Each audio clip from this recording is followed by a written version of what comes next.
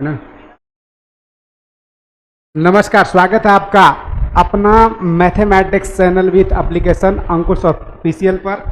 आइए अंकुश और ऑफिशियल अंकुश mathematics channel पे आपका पुनः एक बार स्वागत करते हैं। और जैसा कि आप थंबनेल में लगा हुआ देख रहे होंगे कि आज हम लोग चर्चा करने जा रहे हैं संपूर्ण लुसेंट का। बारी बारी से सीक्वेंस बाय सीक्वेंस एक एक नंबर कर करके हम लोग धीरे धीरे लुसेंट के सारी पेजों को चर्चा कर लेंगे। जैसा कि थंबनेल पर आप नजर आ रहा होगा कि 16 अगस्त आज पहला अनाउंसमेंट, आज का पहला क्लास होगा। माने आज अनाउंस के अकॉर्डिंग आज पहला क्लास है और 3:30 में माने 3:30 PM में स्टार्ट करना था, जो कि कल से हम लोग के कंटिन्यूटी चलेगा। 3:45 में शुरू होगा और 5 बजे PM तक चलते रहेगा कंटिन्यू। यदि आप किसी कारणवश क्लास नहीं कर पाएंगे तो नेक्स्ट डे आपको रिकॉर्डेड फॉर्मेट में भी अवेलेबल रहेगा, आप कर सकते हैं।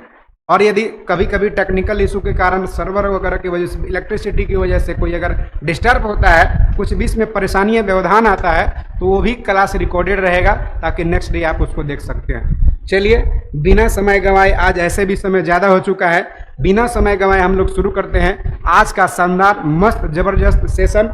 इसमें हम लोग चर्चा करने वाले हैं भारतीय संविधान एवं राज्य व्यवस्था, इंडियन पॉलिटी। आज हम लोग चर्चा करने जा रहे हैं। इंडियन पॉलिटी का कुछ टॉपिक्स होगा, उसके बारे में चर्चा करेंगे और धीरे धीरे सारी सब्जेक्ट को बारी बारी से, history, geography, polity, physics, chemistry, सारी सब्जेक्ट को बारी बारी से चर्चा करेंगे। यदि आपके पास पुराना किताब होगा तो आप नया एक्सचेंज कर लेंगे, नया वर्जन का किताब, इसमें 394 टोटल पेज है, उससे हम लोग चर्चा करेंगे। और पेज आप स्टार्टिंग में जैसा कि पेज इंडिकेट किया हुआ रहेगा, आप पेज देख लेंगे और उसके बाद आप किताब लेकर के अंडरलाइन करेंगे। अंडरलाइन वही टॉपिक करेंगे जो हम टिक लगाएंगे, जो हम टिक लगवाएंगे वही आपको अंडरलाइन करना है। लुसेंट में सबसे समस्या बड़ा क्या होता है कि क्या पढ़ना है और क्या छोड़ना है, तो हम आपको बताएंगे कि क्या छोड़ना है और क्या पढ़ना है। चलिए बिना समय गंवाए शुरू करते हैं। हमारे साथ नाम ले लो कि जुड़ चुके हैं। चलिए, बहुत लोग जुड़ चुके हैं और बहुत लोग लगातार जुड़ने का प्रयास भी कर रहे हैं। 20 क्वेश्चन ही होगा, नहीं बाबू, क्वेश्चन एक्चुअली में 20 क्वेश्चन मिलेगा आपको प्रत्येक टॉपिक का, और डेली 20 क्वेश्चन होगा। इसके अलावा लुसेंट का तब मेरे साथ जुड़ कर देखिए, अब तो जुड़ गए हैं, एडमिशन भी ले लिए हैं, फिर भी जुड़ कर देखिए। आप निश्चित रहें, जो उम्मीद किए होंगे उससे ज़्यादा, उम्मीद से ज़्यादा आपको मिलने वाला। चलिए आगे शुरू करते हैं आज का शानदार सेशन। सीधी बात, नो बकवास, बिना डायरेक्ट हेडिंग होगा। देखिए, संघीय संसद। अगर बात कर दें हम लोग पेज नंबर का, तो लुसेंट का पेज नंबर बता देंगे कितना पेज नंबर में है। 233 नंबर पेज अपना आप निकालेंगे, 223 नंबर पेज अपना निकाल लेंगे आप। पेज नंबर 223 होगा, 223 आप पेज एकदम आराम से निकाल लीजिए लुसेंट का, और वहीं से हम लोग उठाएं संघीय संसद। कहिए कि सर जी बाकी सब छोड़ देंगे क्या? नहीं, बाकी सभी चर्चा होगा, बाकी सभी पढ़ाएंगे, लेकिन बारी बारी से। रोटेशनल सब्जेक्ट होगा। आपका शुरुआत संघीय संसद से हुआ है, पढ़ते पढ़ते आपका बैच में संघीय संसद आ गया, बैच आपका समाप्त हो जाएगा। तो संघीय संसद से शुरुआत किए हैं, आप यहीं से कवर करेंगे, आप यहीं से पढ़ने का प्रयास करेंगे और समझने का प्रयास करेंगे। पढ़ाने का तौर तरीका क्या होगा वो सामने आप प्रत्यक्ष देखेंगे। और एक बात मन में आप हमेशा याद रखेंगे कि अगर तुम पहाड़ हो तो हम भी मांझी हैं, जब तक तोड़ेंगे नहीं तब तक छोड़ेंगे नहीं। आइए शुरुआत करते हैं। शानदार सेशन संघीय संसद लिखा होगा, संघीय संसद। बात कर दे संसद का, तो संसद मोटा मोटी पहले आपको एक लाइन में बता दे रहा हूं, उसके बाद बुक पर चर्चा करेंगे। याद रखिएगा सरला, सरला याद रखना आपको। सरला से स हो जाएगा संसद, र से हो जाएगा राज्यसभा, ल से हो जाएगा लोकसभा। लोकसभा का चर्चा अनुच्छेद 81 में है, राज्यसभा का चर्चा अनुच्छेद 80 में है, और जबकि संसद का चर्चा अनुच्छेद 79 में है। याद रखिएगा सरला, सरला याद रहेगा तो आपको ऑटोमेटिक पता चल जाएगा। सरला यानी 79 में हो जाएगा आपको संसद। अगर बात कर दे संसद 79 में हो जाएगा। अगर राज्यसभा की बात करें 80 में हो जाएगा, 80 में, और 81 में हो जाएगा लोकसभा। सरला से आपको अनुच्छेद याद रहेगा। सरला याद रखना आपको कि कौन सा अनुच्छेद है। सरला राज्यसभा, और राज्यसभा 80 में हो जाएगा, लोकसभा 81 में, 79 में हो जाएगा संसद। क्लियर, किसी तरह का कोई दिक्कत नहीं। चलिए आइए अब देखिए क्या कर रहा है। भारत की संसद में राष्ट्रपति, राज्यसभा तथा लोकसभा मिलकर बनती है। अनुच्छेद 79। आपको क्वेश्चन टिक लगा लेना, इस पॉइंट को डायरेक्ट टिक लगा लेना है। यही कल पढ़ के आना है और पढ़ लेना है, प्रैक्टिस कर लेना है। और यही हम कल से आपसे जैसे ही एंट्री लेंगे क्लास में, पहले स्टार्टिंग का लगभग 30 मिनट का हम लोग का प्रश्न काल चलेगा, जिसका क्वेश्चन पूछेंगे, आपको आंसर देना होगा। तो भारत की संसद राष्ट्रपति, राज्यसभा और लोकसभा के मिलकर बनती है अनुच्छेद 79। क्वेश्चन क्या पूछेगा, दे देगा निम्नलिखित में से कौन सा संसद का अंग नहीं है। क्वेश्चन पूछेगा संसद का अंग कौन नहीं है, तो है कौन, राष्ट्रपति, राज्यसभा और लोकसभा। संसद में कौन सम्मिलित नहीं होता है, तो ये तीनों के अलावा सम्मिलित नहीं होता है। संसद कौन अनुच्छेद में है, 79 में है। पहला पॉइंट क्लियर हो चुका है। संसदीय व्यवस्था हम लोग ब्रिटेन से अपनाए हैं। संसदीय व्यवस्था कहाँ से लिए हैं, ब्रिटेन से। लेकिन ब्रिटेन के संसद और भारत की संसद में कुछ डिफरेंट हैं, अंतर है। जैसे ब्रिटेन का संसद सर्वे सर्वा है, सब कुछ सर्वे पर ही है। ब्रिटेन के संसद जो भी कह देगा उसको कोई काट नहीं सकता है। लेकिन भारत का संसद का बनाया गया नियम कानून को भी सुप्रीम कोर्ट में चुनौती दिया जा सकता है। सुप्रीम कोर्ट को लगे कि अगर अवैधानिक है तो उसको समाप्त कर सकती है सुप्रीम कोर्ट। लेकिन ब्रिटेन में बनाया गया कानून को किसी को समाप्त करने का पावर नहीं होता है। ये हम लोग के दोनों के बेसिक अंतर है संसद। लेकिन लिया कहाँ से संसदीय प्रणाली, तो ब्रिटेन से लिया। संभवतः ये पॉइंट समझ में आ गया होगा। फिर भी कोई दिक्कत होगा तो आप कमेंट करिएगा, आपका कमेंट को हम संज्ञान में लेंगे और बताने का प्रयास करेंगे। आ जाइए राज्यसभा। संसद का 3 अंग पढ़ चुके। देखिए, अगर संसद की बात करें सम्मिलित कौन कौन है, संघटक कौन कौन है, तो राष्ट्रपति, लोकसभा, राज्यसभा सम्मिलित है। लेकिन अंग कौन है, तो राज्यसभा और लोकसभा। कहीं के राष्ट्रपति क्या, तो राष्ट्रपति भी संघटक है, अंग है, भाग है। लेकिन सदन की बात करें कि संसद का कितने सदन है, तो है लोकसभा और राज्यसभा। 2 ही सदन है, राष्ट्रपति अंग है, न कि सदन है। तो संसद का सदन 2 गो है, एगो राज्यसभा, एगो लोकसभा। जिसमें हम लोग चर्चा करने जा रहे हैं राज्यसभा। राज्यसभा को कहते हैं उच्च सदन। एक अतिरिक्त क्या कहते हैं राज्यसभा को, देखिए हम लोग चर्चा कर लेते हैं। इसके अतिरिक्त क्या कहते हैं इसे। राज्यसभा को अगर बात करें हम लोग, राज्यसभा को उच्च सदन कहते हैं। एक पॉइंट हो गया। बुजुर्गों का सदन कहते हैं। क्या कहते हैं, बुजुर्गों का सदन कहते हैं। जहां जैसे ही कुछ नया टॉपिक टाइप के लगे, नया पॉइंट लगे, आप तुरंत उसको नोट कर लिया करिए कि नेक्स्ट डे आपको जब हम पूछेंगे कि बुजुर्गों का सदन कहा जाता है तो आंसर बताना होगा। लुसेंट में नहीं भी रहे तो वहां छाप लिया करिए। तो बुजुर्गों का सदन कहते हैं। और क्या कहते हैं इसको, शिक्षित सदन कहते हैं। शिक्षित सदन कहते हैं किसको, राज्यसभा को। शिक्षित सदन कहते हैं राज्यसभा को, ध्यान रखना है। शिक्षित सदन भी कहते हैं राज्यसभा को, बुजुर्गों का सदन कहते हैं राज्यसभा को, अस्थाई सदन कहते हैं। क्या कहते हैं, अस्थाई सदन कहते हैं राज्यसभा को। और क्या कहते हैं राज्यसभा को। अगर बात कर दे प्रथम और द्वितीयक में, तो क्या करेंगे हम लोग, क्वेश्चन पूछता है कि द्वितीयक सदन कौन है, तो ध्यान रखिए द्वितीयक सदन भी कहा जाता है, द्वितीयक सदन भी कहा जाता है। चलिए, तो संभवतः आपका राज्यसभा को कहते क्या है समझ में आ गया होगा। अगला पॉइंट, राज्यसभा के सदस्यों के अधिक से अधिक संख्या 250 हो सकती है। ध्यान रखिएगा, राज्यसभा में अधिकतम सदस्यों की संख्या कितना हो सकती है, 250। लेकिन आपका मैटर यहाँ क्या पूछता है, यहाँ पूछेगा कि आपका इसके अतिरिक्त पूछेगा। क्या पूछेगा, जैसा कि आप चर्चा कर चुके कि राज्यसभा में अधिकतम सदस्यों की संख्या 250 हो सकती है, तो अधिकतम 250 हो सकती है। लेकिन क्वेश्चन में क्या पूछेगा, राज्यसभा में निर्वाचित सदस्यों की संख्या अधिकतम कितना होता है, निर्वाचित। तो निर्वाचित सदस्य की जैसी संख्या कहेगा तो याद रखिए कि 12 गो जो सदस्य होता है राज्यसभा में, वो राष्ट्रपति मनोनीत करता है। यानी कि 250 में से यदि आप 12 माइनस कर देंगे तो 238 सदस्य आ जाएगा।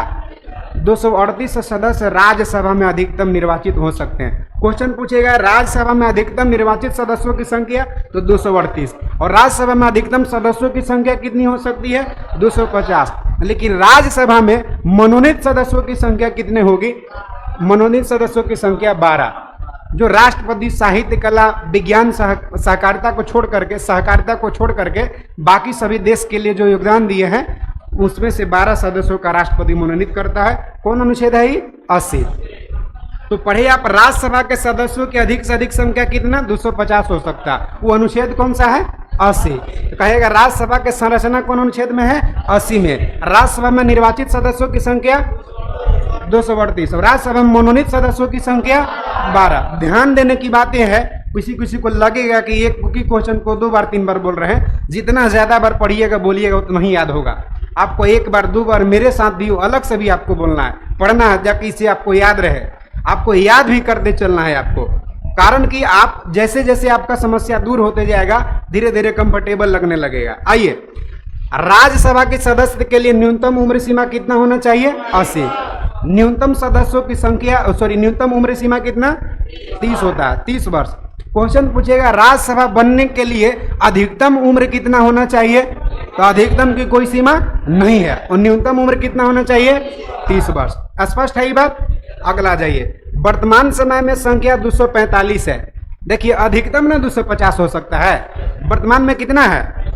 245 है, जिसमें 12 गो सदस्य जो है राष्ट्रपति मनोनीत किया है, माने राष्ट्रपति नॉमिनेट किया है। ये लोग सिलेक्टेड कैंडिडेट है 12 गो, और 238 को मैक्सिमम हो सकता है इलेक्टेड निर्वाचित होता है, तो मनोनीत किए जाते हैं। कै गो?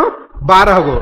ऐसे व्यक्ति होते हैं जिन्हें कला के क्षेत्र में ज्ञान हो, साहित्य के क्षेत्र से, विज्ञान, समाज सेवा, सहकारिता के क्षेत्र में विशेष ज्ञान। सहकारिता क्या है सर? LIC GIC जैसे वित्तीय संस्थानों के प्रमुख वगैरह से रिलेटेड, उन्हीं डिपार्टमेंट से रिलेटेड होता है। ज्ञान अनुभव में से अगर हो तो इतना क्षेत्र के व्यक्ति को 12 को मनोनयन करता है। इतना क्षेत्र में से टोटल मिला के 12 व्यक्तियों का मनोनयन कौन करता है? कौन करता है? राष्ट्रपति करता है। बाकी जो 233 को अभी वर्तमान में 233 सदस्य संघ की इकाइयों का प्रतिनिधित्व करते हैं। संघ माने जैसा कि आप जानते हैं कि भारतीय संविधान का अनुच्छेद 1 कहता है भारत राज्यों का संघ है, यूनियन ऑफ स्टेट, न कि ग्रुप ऑफ स्टेट। ग्रुप में से किसी को निकलने का अधिकार होता है, जब मन तब व्हाट्सएप ग्रुप में से आप निकल सकते हैं। लेकिन यूनियन है, कोई संघ है, आप कोई कमेटी के मेंबर है, तो उसमें जब मन तब आप नहीं निकल सकते हैं। अगर निकलेंगे तो आपका पैसा डूबेगा, कोई क्राइटेरिया होगा, तरह तरह के टर्म और कंडीशन होंगे। यहाँ का रहा 233 सदस्य, और भी फंसाता है इसमें क्वेश्चन। अधिकतम सदस्यों की संख्या 250, निर्वाचित सदस्यों की संख्या अधिकतम 238, मनोनीत सदस्यों की संख्या 12। वर्तमान में राज्यसभा में 245 सदस्य हैं। 245 सदस्य में से 12 को कहां से? 12 को कहां से? कला, साहित्य, समाज सेवा, सहकारिता के क्षेत्र से 12 को व्यक्ति का मनोनयन राष्ट्रपति किया। बाकी 233 को कहां से? संघ की इकाइयों का प्रतिनिधित्व करते हैं। यानी 12 में 33 जोड़ेंगे तो कितना हो जाएगा? 245 हो जाएगा। यानी अभी 233 को कहेगा कि वर्तमान में निर्वाचित सदस्यों की संख्या कितनी है? वर्तमान में निर्वाचित सदस्यों की संख्या 233 है। वर्तमान में होना चाहिए निर्वाचित सदस्यों की संख्या 233 है, लेकिन अधिकतम निर्वाचित सदस्य कितना हो सकता है? अधिकतम निर्वाचित सदस्यों की संख्या कितना हो सकता है? 238। चलिए आगे देख लीजिए क्या है। राज्यसभा एक अस्थायी सदन है। कह रहा है राज्यसभा एक अस्थायी सदन है। अस्थायी है माने जो कभी समाप्त नहीं होता, विघटन नहीं होता। जैसे लोकसभा का 5 साल हो जाता है तो विघटन हो जाएगा, लेकिन राज्यसभा कभी भंग, तो अस्थायी सदन है जो कभी भी भंग नहीं होती है। इसके सदस्यों का कार्यकाल 6 वर्ष होता है। यानी राज्यसभा सदस्य का कार्यकाल कितना वर्ष होगा? 6 वर्ष होगा। फिर भी 1/3 सदस्य प्रति 2 वर्ष के बाद सेवानिवृत्त होते हैं, अनुच्छेद 83 के 1। याद रखना आपको। देखिए यहाँ क्या हम चर्चा कर रहे हैं। कह रहे राज्यसभा एक अस्थायी निकाय है। अस्थायी निकाय है माने वो कभी समाप्त नहीं होता। लोकसभा 5 साल के बाद विघटन होता है, नया चुनाव होता है, फिर आएगा, लेकिन राज्यसभा कभी समाप्त नहीं होता है। फिर भी करा प्रत्येक 2 साल के अंतर माने प्रत्येक 6 साल के अंतराल पर, देखिए क्या मैटर करता है, प्रत्येक 2 वर्ष के 1/3 माने 6 साल कार्यकाल। अब देखिए क्या है, पूछेगा राज्यसभा का कार्यकाल कितना होता है? यही तो झोल है, यही फंसाएगा मैटर। राज्यसभा का कार्यकाल अस्थायी है, राज्यसभा कभी विघटन नहीं होगा, इसीलिए तो घुमा रहे थे। और राज्यसभा सदस्यों का कार्यकाल 6 वर्ष। राज्यसभा का कार्यकाल देख के आपको गुमराह करेगा। राज्यसभा का कार्यकाल पूछेगा तो कहिएगा अस्थायी सदन है, कभी भंग नहीं होता है। राज्यसभा सदस्यों का कार्यकाल 6 वर्ष का। और राज्यसभा सदस्य कितने वर्ष के अंतराल पर 1/3 रिटायरमेंट करता है? 2 वर्ष के अंतराल पर। 2 वर्ष के अंतराल पर 1/3 सदस्यों का रिटायरमेंट होता है, सेवानिवृत्ति होता है, और उन्हीं के स्थान पर नया चुनाव होता है। क्लियर? अब देखिए हम लोग बात कर दें तो राज्यसभा का तो स्थापना 1952 में हुआ था। राज्यसभा का जो स्थापना हुआ था, गठन हुआ था 1952 में। अब 1952 में जो सदस्य बना होगा, टोटल सदस्य, अब 1952 के बाद 2 साल यानी 1954 में 1/3 रिटायर करना होगा ना जी, 1/3 रिटायरमेंट करना है। अगर जिसको कहेंगे कि तुम रिटायरमेंट हो जा, होगा? कहे कि नहीं, आप ही कहानी हो जाते हैं, हम क्यों रिटायर करें? नहीं होगा। तो इसीलिए क्या किया कि स्टार्टिंग में जो राज्यसभा का गठन हुआ और 2 साल के बाद 1/3 रिटायरमेंट करना था, सबके नाम लिख करके घड़ा में डाल दिया गया। एक नाबोध मैंने कहिए अबोध है, यानी नाबालिग बच्चा को बुलाया गया और कहा कि बाबू एकरा में से गिन करके 1/3 जितना संख्या था गिन करके उतना ओकरा में से पेपरवा निकाल दो। ओकरा में से निकाल दिया, जेकर जेकर नाम निकल गया वो रिटायरमेंट कर गया, यानी 2/3 निकल गया 1954 में। तो पहले हम लोग 2 बार लॉटरी पद्धति अपनाए हैं। लॉटरी पद्धति से इसका 1/3 जो है से कि निकल गया, कब 1954 में। और इसके स्थान पर नयका फिर चुना गया 1/3 एकरे स्थान पर। और फिर जब 54 के बाद 56 आया तो 56 में फिर वैसे ही किए, जो नयका चुनाव था उन लोग के छांट के पहले रख लिए, जो पहिलका बच गया था ओकरा में से फिर 1/3 निकाल लिए और 1/3 निकाले फिर नया चुनाव करा दिए, यानी लॉटरी सिस्टम 2 बार किए। और जैसे ही जब 56 के बाद 58 आएगा तो 56 के बाद 58 जैसे ही आएगा तो ऑटोमेटिक है कि स्टार्टिंग वाला 1/3 जो बच गया वो रिटायर कर जाएगा। नहीं समझे? मतलब कि स्टार्टिंग में 1/3 निकाले फिर भर दिए, अब पहिलका वाला जैसे भर दिए नया से ना, अब पहिलका वाला जो बचा अगला 2 साल पूरा तो पहिलका में से 1/3 निकाल लिए और फिर भर दिए, तो 2 बार भर दिए ना। और वो अगला बार जैसे ही आया 6ठा साल 6 साल पूर गया तो 52 वाला के 6 साल पूर गया तो रिटायरमेंट कर गया और स्तर पर नया भरे। फिर अगला जैसे 2 साल पूरा तो शुरुआती में जो भरे थे लॉटरिया के बाद ओकर 6 साल पूर गया, हट गया। फिर आगे 2 साल के बाद तो दूसरका में जो लॉटरिया से भराया था उसका हट गया। इसी तरह से स्टार्टिंग में 2 बार लॉटरी पत्ती अपना है, कोई दिक्कत नहीं है। चलिए आइए आगे, यहां तक समझ में आ गया। आगे देख लीजिए क्या कह रहा है इसे। आपको किसी भी तरह का लगे कि नहीं थोड़ा सा ज़्यादा स्पीड हो रहा है, स्लो हो रहा है, नहीं समझ में आ रहा है तो बताइएगा, आपके हिसाब से चलेंगे, आपको सुनने का प्रयास भी करेंगे, समझाने का भी प्रयास करेंगे। ये कोई बहुत बड़ा नहीं समझिए कि तोप है 30 मार खाएं, जैसे आप वैसे हम 19-20 का अंतर होगा, अच्छे नहीं बहुत बड़का मैंने आग एकदम तगड़ा सगड़ा कर दिए, फेंक दिए कि है वो है। अरे भाई नहीं, कभी कुछ हुआ। हकीकत बात है अभी तक फाइनल बीपीएससी में भी सिलेक्शन नहीं हुआ, इंटरव्यू हुआ सिलेक्शन नहीं हुआ, तो ये जाहिर सी बात है पढ़ा रहे हैं। तो ऐसा नहीं कि फेंक दिए लोग कि ये कर दिए वो कर दिए, काट दिए उखाड़ दिए, नहीं। तो आसान से समझिए कि जैसे आप हैं वैसा हम हैं, 19-20 का अंतर है। बड़े बड़े शिक्षक तो ब्रांड होते हैं, छोटे छोटे मान नहीं होता है कि निरमा के पाउडर के साथ लक्स के बटी फ्री, लक्स के बटी फ्री है, समझिए डिस्काउंट में ऑफर में जैसे ऐड में कैसे देते रहता है लोग कि जब पत्नी से करे प्यार तो डायमंड से क्यों करे इनकार। तो वही समझना कि जब पढ़ना है तो फिर जाहिर सी बात है छोटे मोटे से भी पढ़ना पड़ेगा आपको। आइए, लेकिन काम की बात हम लोग करते हैं। यहाँ पहला पॉइंट देखिए क्या है ऐसे, राज्यसभा का सभापति और उपसभापति। अच्छा, यहाँ से पहले जो हम पढ़ाए वो समझ में आ गया है? बिल्कुल आ गया होगा। भारत का उपराष्ट्रपति राज्यसभा का पदेन सभापति होता है। जो भी व्यक्ति उपराष्ट्रपति होगा वही भारत का वर्तमान में राज्यसभा का पदेन सभापति होगा। इसका मतलब अभी कौन होंगे राज्यसभा के सभापति? अभी कौन होंगे? जगदीप धनखड़ हो जाएंगे। कौन हो जाएंगे? जगदीप धनखड़। जगदीप धनखड़ अभी ना, यानी जगदीप धनखड़ अभी हो जाएंगे आपका, क्या हो जाएंगे अभी? जगदीप धनखड़ राज्यसभा के सभापति कहिए चाहे उपराष्ट्रपति कहिए ना, सभापति हो जाएंगे। तो क्लियर है। तो क्वेश्चन कहता कि कौन सा अनुच्छेद में राज्यसभा के सभापति और उपसभापति की चर्चा है? अनुच्छेद 89 89। याद करिए 64 में भी यही बतिया है, 89 में भी और 64 में भी। राज्यसभा का पदेन सभापति उपराष्ट्रपति होता है, 64 में भी लिखा गया है और 89 में। तो यहाँ कह रहा भारत का उपराष्ट्रपति राज्यसभा का पदेन सभापति होता है। क्वेश्चन क्या पूछेगा एग्जाम में? क्या कौन सा ऐसा सदन है, कौन सा ऐसा संस्था है जिसका अध्यक्षता उस सदन का सदस्य नहीं करता? वह राज्यसभा। कहता कौन सा ऐसा सदन है जिसका सभापतित्व उस सदन का सदस्य नहीं करता है? वह राज्यसभा। कह रहा है कि उपराष्ट्रपति राज्यसभा का सदस्य नहीं ना है, उपराष्ट्रपति राज्यसभा का सदस्य नहीं है, इसीलिए सभापति के रूप में सदस्यता अध्यक्षता करता है जो सदन का सदस्य नहीं है, तो वो हो जाता है राज्यसभा। ऐसा भी क्वेश्चन पूछता है। दूसरा क्या है? राज्यसभा यथाशीघ्र अपने किसी सदस्य को अपना उपसभापति चुनेगी और जब जब उपसभापति का पद रिक्त होगा तब तक राज्यसभा किसी अन्य सदस्य को अपना उपसभापति चुन लेगी। इसका मतलब क्या हो गया? जैसे ही 1952 में जब पहली बार राज्यसभा का गठन हुआ तो सभापति तो जाहिर सी बात है 51-52 में आम चुनाव हो ही गया भाई।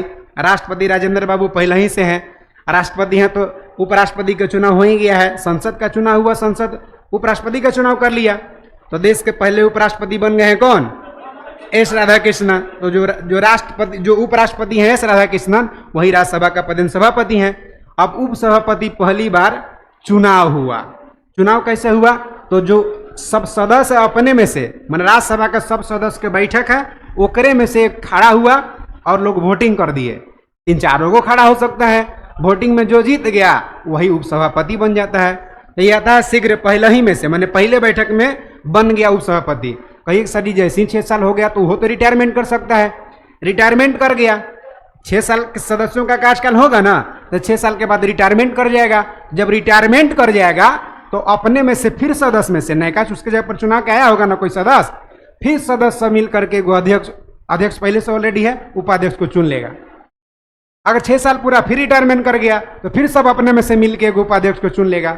माने राज्यसभा के उपसभापति कहिए, चुनाव कौन करेगा? सब राज्यसभा के सदस्य मिल करके। लेकिन राज्यसभा के सभापति का चुनाव संसद का सदस्य करता है, यानी उपराष्ट्रपति का चुनाव बोले तो राज्यसभा के सभापति का चुनाव संसद का सभी सदस्य, संसद का सभी सदस्य है ना, संसद का सभी सदस्य माने लोकसभा प्लस राज्यसभा, लोकसभा और राज्यसभा दोनों मिल जाएगा, दोनों मिल करके उपराष्ट्रपति के चुनाव करता है। ध्यान रखिए, उपराष्ट्रपति का लोकसभा और राज्यसभा दोनों मिल करके चुनाव करता है वोटिंग दे करके। तो उपराष्ट्रपति का चुनाव हो गया, यानी राज्यसभा का सभापति बन गया वो। और उपसभापति को कौन चुना? राज्यसभा का सब सदस्य मिल करके। कहाँ के सदस्य मिल करके? राज्यसभा के सदस्य मिल के। और जब वो 6 साल पूरेगा, रिटायर करेगा, तो फिर सब सदस्य मिल करके दूसरा के चुनेगा, उसके स्थान पर दूसरा को चुनाएगा, फिर 6 साल पूरेगा, फिर चुनाएगा। क्लियर है यहाँ? चलिए, दोनों पॉइंट क्लियर हो गया, कोई दिक्कत नहीं। वोटिंग जैसे सामान्य डायरेक्ट मत का खड़ा हो गया और मत का प्रयोग कर दिया कि हम इनके साथ समर्थन में आ जाता है लोग। आइए, अपना उपसभापति चुनेंगी और जब जब उपसभापति का रिक्त होता है पद, तब तक राज्यसभा के किसी अन्य सदस्य को अपना उपसभापति चुन लेगी। और सभापति को खाली राज्यसभा चुनेगी? नहीं, सभापति को कौन चुनेगा? लोकसभा भी और राज्यसभा भी। आइए, क्लियर है मैटर? आगे देख लीजिए क्या है। टिक लगाते चलना है आपको, अपने पास सोल्यूशन रखना और टिक लगाते चलना। आप देखिए, हम लोग चर्चा करते हैं थोड़ी सी, क्या बात है ऐसे चर्चा कर लेते हैं। तो देखिए, थोड़ा सा मैटर है इसमें, कौन सा राज्यसभा में कितने कौन सा राज्य का है।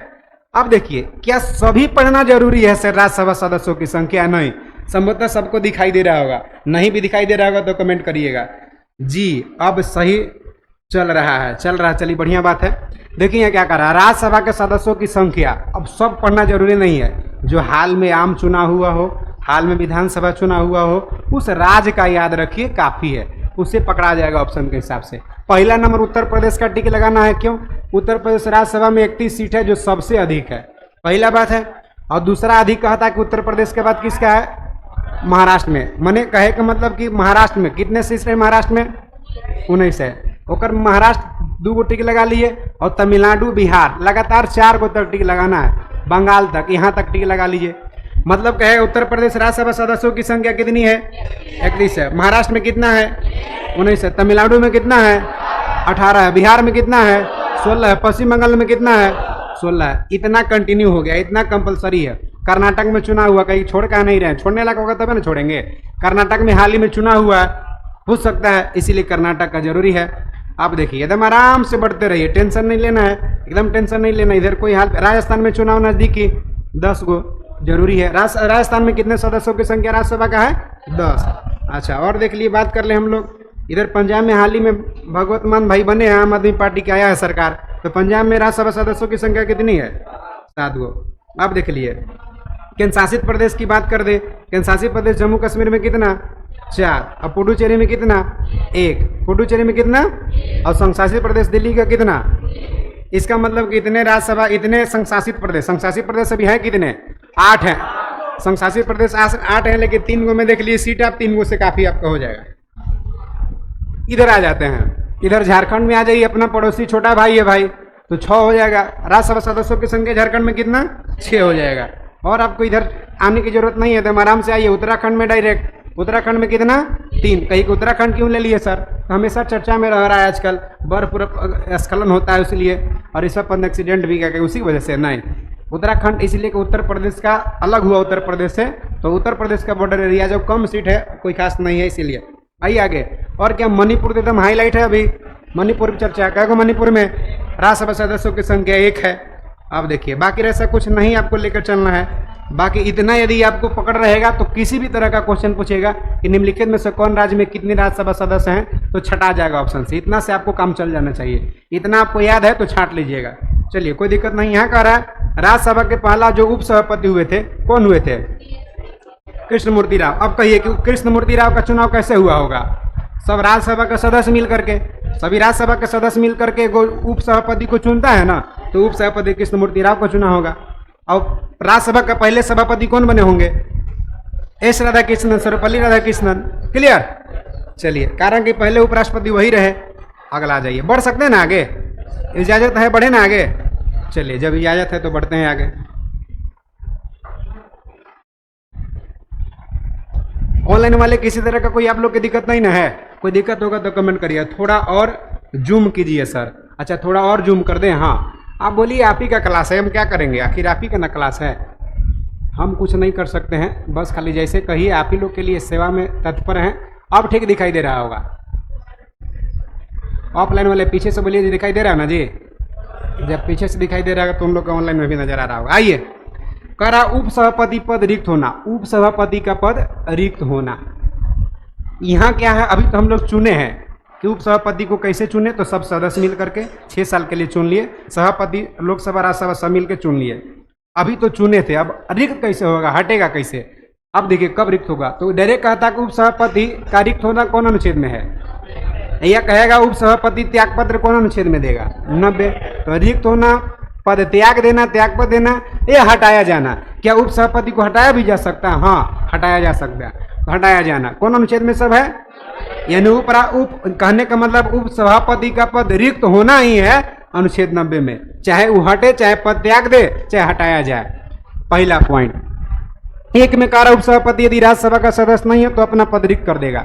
मनु उपसभापति राज्यसभा का सदस्य हो सकता, कोई दूसरा आदमी उपसभापति नहीं हो सकता। यानी राज्यसभा का समस्त बैठके में से कोई एक उपसभापति होता है। दूसरा रहेगा तो पद रिक्त कर देगा। आगे दूसरा पॉइंट क्या? सभापति को अपना संबोधित त्याग करके, लेकिन ऑप्शन में सभापति ना लिखल रहेगा, लिखेगा कि उप सभापति त्याग पत्र किसको देता। ऑनलाइन वाले भी कमेंट करके बताइए। ऑप्शन आपको दे देते हैं 1 नंबर में प्रधानमंत्री, 2 नंबर में दे दे रहे हैं आपको राष्ट्रपति, और 3 नंबर में दे देते हैं आपको उपराष्ट्रपति, और 4 में दे दे रहे हैं इनमें से कोई नहीं। क्या हो जाएगा? देखिए, कह रहा है कि सभापति को संबोधित त्याग पद देके, यानी सभापति कौन है?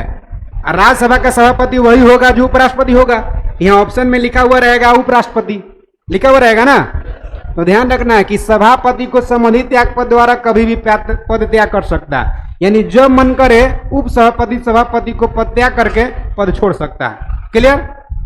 तो क्वेश्चन पूछेगा कि राज्यसभा का उप सभापति किसको त्याग पद देता है? तो उपराष्ट्रपति को या सभापति को। लेकिन यहाँ झोल क्या है? सभापति किसको त्याग पत्र देगा? तो देता है राष्ट्रपति को। ऐसा नहीं, लोकसभा में क्या है कि अध्यक्ष देता है उपाध्यक्ष को और उपाध्यक्ष देता है अध्यक्ष को। लोकसभा में अध्यक्ष त्याग पद देगा उपाध्यक्ष को, उपाध्यक्ष देगा अध्यक्ष को। लेकिन यहाँ राज्यसभा में याद रखिएगा, सभापति देता है राष्ट्रपति को और उपसभापति देता है सभापति को या उपराष्ट्रपति को। क्लियर?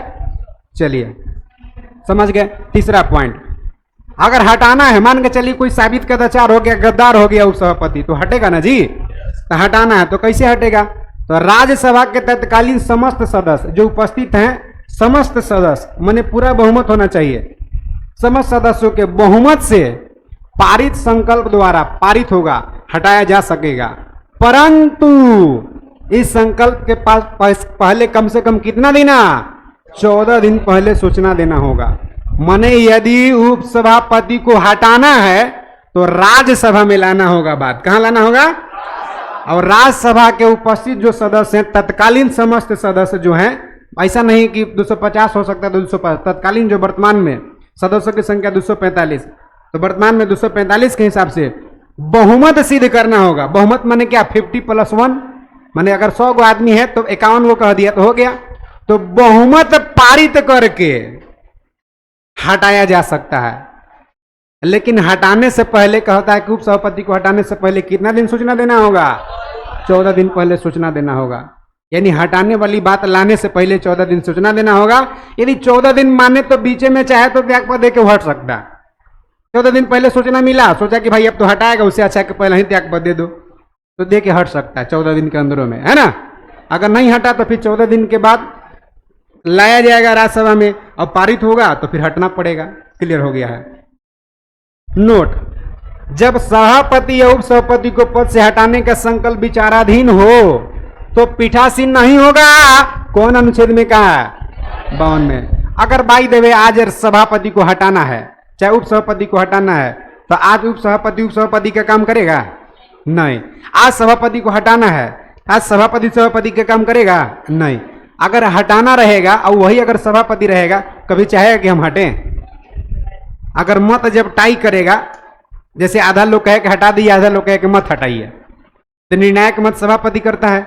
निर्णायक मत का प्रयोग करेगा कि हम नहीं हटेंगे, कर देगा ना। कोई हटना चाहेगा? इसीलिए जिस दिन हटाने की बात होता है, सभापति को हटाना तो सभापति तो नहीं करेगा, उप सभापति को हटाना तो उप सभापति तो नहीं करेगा। क्लियर पॉइंट हो गया? क्लियर। आगे आ जाइए। कोई भी दिक्कत होगा तो आप कमेंट करिएगा। अगर आज नहीं सुलझा पाए ना तो कल सुलझा देंगे, ऐसा ना है। इतना भी नहीं उलझन है कि नहीं सुलझेगा। और जब हम ही से नहीं, आप ही से नहीं होगा तो कैसे होगा? नहीं कहते न राही से निकलेगा न रहबर से निकलेगा, वतन की रेह हमें रगड़ने दे एड़िया यहीं पे, उम्मीद है पानी यहीं से निकलेगा। आइए चर्चा करते हम लोग। मंत्रिपरिषद राज्यसभा के प्रति उत्तरदायी नहीं होता। मंत्रिपरिषद कह रहा है राज्यसभा के प्रति उत्तरदायी नहीं होता, तो होता क्या कर प्रति है? लोकसभा के प्रति उत्तरदायी होता है। क्वेश्चन पूछता है संघ मंत्रिपरिषद किसके प्रति उत्तरदायी होता है? तो लोकसभा के प्रति अनुच्छेद 75 के 3 कहता है। कौन अनुच्छेद? 75 के 3 कहता है। राज्यसभा के प्रति उत्तरदायी नहीं हो। उत्तरदायी क्या है? जैसे हम लोग अपने परिवार के प्रति उत्तरदायी हैं, आप भी अपने माता पिता घर वाले के प्रति उत्तरदायी हैं। एग्जाम देने गए कि नहीं गए, ट्रेन मिला कि नहीं मिला, जवाबदेही बनता है। रिजल्ट नहीं आया, उसका भी जवाबदेही कि क्यों नहीं आया। पढ़ रहा है, कैसे पढ़ रहा है जी, कुछ नहीं, नौकरी वोकरी हो रहा है, खाली झूठों के पैसा बर्बाद कर रहा है, तो जवाबदेही है। तो मन उत्तरदायी है हम लोग परिवार के प्रति। रिस्पॉन्सिबिलिटी है हमारा, आपका रिस्पॉन्सिबिलिटी है, हमारा रिस्पॉन्सिबिलिटी है कि पैसा दे दिए तो पढ़ा दे, जवाबदेही है। जवाब देंगे कि क्यों लेट हुआ था, क्यों क्लास नहीं कर पाए, जवाबदेही है। उसी तरह से आपका जवाबदेही जैसे परिवार के प्रति है, तो मंत्री लोग का जवाबदेही लोकसभा के प्रति है। लोकसभा पूछेगा, आएंगे मंत्री, बैठेंगे बैठक में, कहा जी कहाँ थे इतना दिन से, ना रोड आपका विभाग में बना है, ना नली बना है, ना गली बना है, तो जवाब देंगे। क्या जी कहाँ कर रहे थे, इतना भ्रष्टाचार बढ़ गया, आपके समय में इतना ज्यादा लूटपाट मच रहा, तो जवाब देंगे कि कांग्रेस के समय लूटपाट नहीं होता था, कहेंगे ना लोग। अब उन लोग पूछेंगे कि उन लोग के समय नहीं, तो मन जवाबदेही होता कि नहीं होता? तो जवाबदेही होता है किसके प्रति? लोकसभा के प्रति। अनुच्छेद 75 के 3 में राज्यसभा के प्रति जवाबदेही नहीं होता। तो सेम वही बात समझ में आपको आ गया होगा। लेकिन पॉइंट समझ में आया? ये आ गया, तो आ गया दूसरा पॉइंट। अनुच्छेद 249 के अनुसार यदि राज्यसभा का उपस्थित तथा मत देने वाले सदस्य 2/3 बहुमत, 2/3 मैंने समझ गए ना। अगर उपस्थित मान कर चलिए, अगर 50 व्यक्ति उपस्थित है तो इसका 2/3, ये ना 2/3 हमारा से ज्यादा मैथ आता होगा, 2/3 निकल लेगा ना। तो 2/3 बहुमत से प्रस्ताव पारित करके घोषित करती है कि राज्य सूची में उल्लिखित कोई विषय राष्ट्रीय महत्व का है तो संसद उस विषय पर अस्थायी कानून का निर्माण कर सकती है। ऐसा प्रस्ताव 1 वर्ष से अधिक प्रभावी नहीं रहता है, लेकिन यदि राज्यसभा का चाहे तो हर बार इसे 1 वर्ष के लिए बढ़ाया जा सकता है। यहां तक कंप्लीट पॉइंट टिक लगा लीजिए, हम आपको मोटा मोटी समझा दे रहे हैं, ठीक है। कंप्लीट पॉइंट टिक लगा लेना, मोटा मोटी समझा दे रहे हैं। क्या से देखिए यहां कह रहा है, यह पॉइंट वन कहे हैं। पहला बात अनुच्छेद 249, ऐसे क्वेश्चन का अनुच्छेद 249 में क्या है आप जैसा कि जानते हैं, राज्य नहीं जानते तो सुन लीजिए। राज्य सूची के विषय पर कानून बनाने का अधिकार राज्य विधानमंडल को है। संघ सूची के विषय पर कानून बनाने का अधिकार संसद को है, माने लोकसभा और राज्यसभा को है। संघ सूची के विषय पर कानून बनाने का अधिकार। अब राज्य सूची के विषय है जैसे लोकल मैटर हो गया, स्वास्थ्य हो गया, पब्लिक का। अब मान के चलिए आपका गांव में टीका नहीं लग पा रहा है तो केंद्र सरकार आएगी, मोदी जी के पास जाएगा मैटर। लोकल मैटर, लोकल जो विषय होगा जैसे स्वास्थ्य हो गया, पुलिस थाना है, आसपास के लोग पड़ोसी हो गए, नाली गली सोलर लाइट हेन सब आपका लोकल हो गया। तो लोकल जो विषय है ये राज्य सूची का विषय होता है। राज्य पंचायती राज को राज्य सूची में से 29 को निकाल के दे दिया है। कि लो भाई पंचायती राज 29 के विषय पर तुम काम करो, तो है तो राज सूची के, है ना। तो राज सूची का विषय है, और यदि मैटर राष्ट्रीय महत्व का है, जैसे राष्ट्र की गरिमा की बात है, राष्ट्र के महत्व का है, जैसे बिहार नेपाल से लगा है, लेकिन अगर बिहार नेपाल के बीच बातचीत कुछ करना होगा, नेपाल कहे कि बिहार के साथ कर रहे हैं, वो कहे कि भारत के साथ, आदमी गांव दूसरा गांव से मैच खेलता है, 11 को प्लेयर खेलता है, हारता तो कहता वो गांव के हम हरा दिए, कहता कि खाली 11 के हरा हैं, कहता वो गांव को हम हरा है, वो गांव से जीत के आ रहे हैं, कहाँ से आ रहा जी, तो फलाना गांव से जीत के आ रहे हैं, कहता है ना। तो नेपाल डायरेक्ट कहे कि भारत से संधि, भारत से हारे, भारत से जीते, ऐसे कहेगा। वैसा विषय जो राष्ट्रीय महत्व का हो, माने राष्ट्र की गरिमा की बात करता हो, उस विषय पर राज्य सूची का फिर भी कानून बनाने का अधिकार संसद को है, और राष्ट्रीय सूची का विषय है, ये बात कौन कहेगा, तो प्रमाणित करेगा राज्यसभा। अनुच्छेद 249 कहता है कि राज्य सूची के विषय राष्ट्रीय सूची का विषय है, माने राष्ट्रीय महत्व का है, ये प्रमाणित करता है राज्यसभा, और 2/3 बहुमत से कानून बनाती है। एकरा में पावरफुल ज्यादा है राज्यसभा, यानी राज्य सूची के विषय पर संसद को कानून बनाने का अधिकार। जब राज्य सूची का विषय राष्ट्रीय महत्व का है तो कौन अनुच्छेद देता है, 249। ये पूरा पॉइंट टिक लगा लिए, समझ में आ गया कि राज्य सूची का विषय है और राज्य सूची का विषय है, लेकिन राष्ट्रीय महत्व का है, ये बात कौन बताएगा, तो राज्यसभा बताएगा। 2/3 बहुमत पारित करना होगा। ऐसा नहीं कि एक आदमी कह दिया कि राज्य सूची का विषय है, राष्ट्रीय महत्व का कानून हम बनाएंगे ना, 2/3 बहुमत से पारित कर दिया कि जो विषय है राष्ट्रीय महत्व का है, तो उस पर संसद कानून बनाएगी। लेकिन पारित कौन करेगा कि राष्ट्रीय महत्व का है, राज्यसभा, लोकसभा ना। कौन अनुच्छेद, समझ में आ गया। ये जो कानून बनाएगी 1 साल के लिए बनाएगी, राष्ट्रीय महत्व का जो विषय होगा, लेकिन फिर जैसी वैलिडिटी समाप्त होने लगा रिचार्ज कर दीजिए, फिर रिचार्ज कर दीजिए, बढ़ाया जा सकता। तो वही कह रहा है, ऐसा प्रस्ताव 1 वर्ष से अधिक प्रभावी नहीं रहता है, लेकिन राज्यसभा चाहे तो बार बार इसे 1 वर्ष के लिए बढ़ाया जा सकता है। क्लियर, पॉइंट हुआ क्लियर। अगला आ जाइए, यहां का राज्यसभा का सदस्य जो प्रधानमंत्री बने हैं, इंदिरा गांधी राज्यसभा के सदस्य थी जो प्रधानमंत्री बनी है। इंदिरा गांधी के बारे में कहते हैं लोग कि गूंगी गुड़िया कहा जाता था। इंदिरा गांधी को क्या कहते थे, गूंगी गुड़िया कहते थे। जब प्रधानमंत्री बनी थी तो बड़ा डिसीजन लिया इंदिरा गांधी, है ना, बड़ा डिसीजन लिया। तो इंदिरा गांधी ऐसी प्रधानमंत्री रही जो 2 अलग अलग अवधि में रही है। एक बार यहाँ आ रही है, जो पहली बार जो प्रधानमंत्री बनी है, तो पहली बार जो प्रधानमंत्री बनी है लाल बहादुर शास्त्री की मृत्यु के बाद, तो कौन सदन के थी, राज्यसभा के सदस्य थी। एक हो गया। Question HD. देवगौड़ा, इस भी जरूरी नहीं है, मन एच.डी. देवगौड़ा भी राज्यसभा के व्यक्ति थे जो प्रधानमंत्री बने। क्वेश्चन ऐसे पूछेगा आपको, निम्नलिखित में से कौन सा प्रधानमंत्री राज्यसभा का सदस्य नहीं थे, तो थे कौन, इंदिरा गांधी, एच.डी. देवगौड़ा, आई.के. गुजराल, इंद्र कुमार गुजराल, डॉक्टर मनमोहन सिंह। 4 से लेकर 14 तक मनमोहन सिंह का ही याद रखना है, ठीक है। तो इतना आपको काम चल जाएगा राज्यसभा के। तो 2 और 2 4, क्लियर रहेगा। दे देगा निम्नलिखित में से कौन सा प्रधानमंत्री राज्यसभा का सदस्य नहीं थे, या कौन सा प्रधानमंत्री राज्यसभा का सदस्य थे। 3 को दे देगा बिना राज्यसभा वाला, 1 को दे देगा एक में से कोई, तो पकड़ते रहिएगा आप। आगे संसद भवन, हालांकि संसद भवन अब हो गया फोरवेस्टा प्रोजेक्ट, याद रखिएगा। प्रोजेक्ट का नाम क्या है, फोरवेस्टा। फोरवेस्टा प्रोजेक्ट के तहत टाटा लिमिटेड जो है, टाटा के द्वारा अब नया संसद भवन बन गया है दिल्ली में, उद्घाटन हो गया। लेकिन पहिलका संसद के भवन की बात करते हैं। पहिलका संसद भवन को पहले वायसराय भवन के नाम से जानते थे। क्या कहते थे, वायसराय भवन। तो कह रहा यह एक वृत्ताकार भवन है, पुरानका के बात है ना। अब देखिए डिजाइन कौन किया था, इसका डिजाइन कौन किया, नाम याद रखना। ये सब आर्किटेक्चर इंजीनियर छोड़िए, खाली एडवर्ड लुटियंस। कौन, एडवर्ड लुटियंस और Herbert baker. Edward Lutyens, Herbert baker. Question कहेगा कि राष्ट्रपति भवन का जो पुराना था डिजाइन कौन, अभी संसद भवन बना है, जैसे अभी जो संसद भवन बना है नए का, तो नए का संसद भवन फोरवेस्टा प्रोजेक्ट के तहत नए का टाटा बनाया है, ये हो याद रखना है। पुरानका की बात करें तो बनाया है कौन, माने इंजीनियर कौन है जो नक्शा उक्सा बनाया, एडवर्ड लुटियंस और हर्बर्ट बेकर। मानी लोग नक्शा आर्किटेक्चर इंजीनियर है इन लोग, ऐसा नहीं कि लेबर मिस्त्री है, दोनों को लेबर एगो मिस्त्री ना, बहुते लेबर बहुते मिस्त्री लगा होगा, लेकिन बनाने वाला नाम किसका है, एडवर्ड लुटियंस और हर्बर्ट बेकर। ताजमहल बनाने वाला बहुत है, लेकिन बनवाने वाला का वैल्यू है कि बनवाया कौन भाई, तो शाहजहां बनवाया। तो यहाँ देखिए एडवर्ड लुटियंस, हर्बर्ट बेकर संसद भवन का वास्तुकार कहिए चाहे रूपरेखा तैयार कहिए, वह किया।